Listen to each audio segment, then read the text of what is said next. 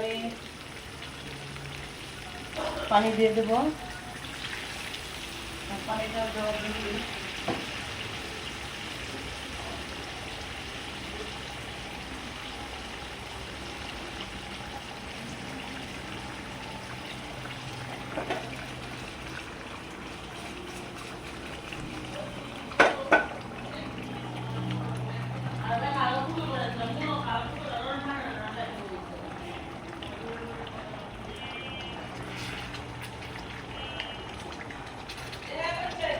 ভাবছিলাম যে নিচে লাগে গেছে, লাগে নাই, মনে আছে।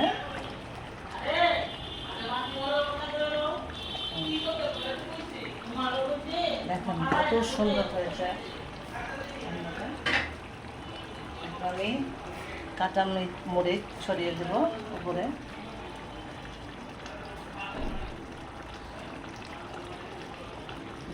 দিয়ে দিলাম।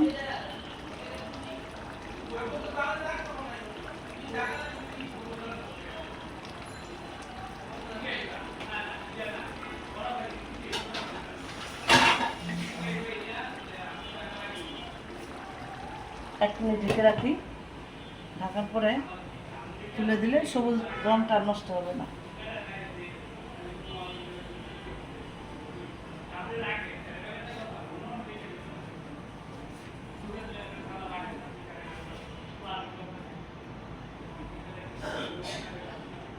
তুলে দিলাম ঢাকনাটা, চুলা বন্ধ করে দিলাম। আমার পাঙ্গাস মাছ দিয়ে সরিষা দিয়ে রান্না করা শেষ।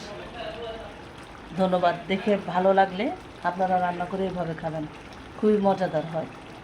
ওকে, থ্যাংক ইউ।